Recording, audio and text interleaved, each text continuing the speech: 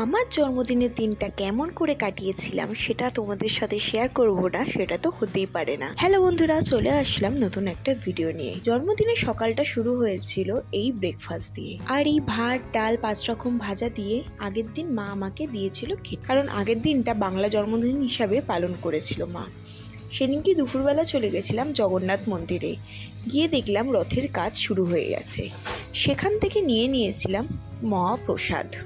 জন্মদিনের দিন আমার খুব ইচ্ছা ছিল এই মহাপ্রসাদটা খাওয়ার জন্য, তাই জন্যই আমি ওখান থেকে নিয়েছিলাম। প্রথম কন্টেনারটা খুলে দেখলাম গোবিন্দভোগ চালের ভাত আর একটা বেগুন ভাজা আছে। এখানে 6খানা কন্টেনার ছিল। পর আরেকটা কৌটো যেটা খুললাম, সেখানে দেখলাম ডাল রয়েছে।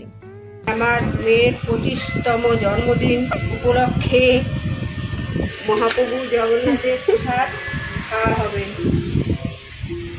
এখানে ভাত ডাল তরকারি, এটা হচ্ছে মিক্স একটা তরকারি, পায়েস আর চাটনি ছিল।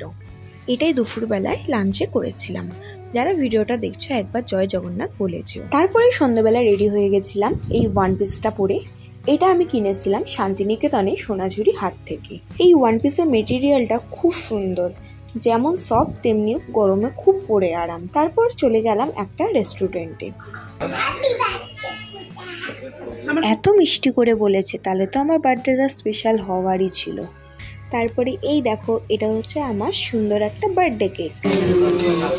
Happy birthday to you, happy birthday dear পূজা।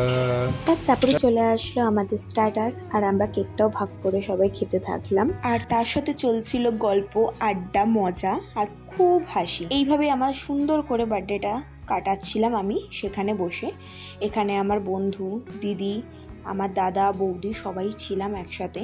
তারপরেই চলে আসলাম মেন কোর্সে। ছিল মেনুতে butter naan, pulao, salad, dragon chicken, mixed fried rice, chicken kadai, আর ছিল চিকেন রেশমি।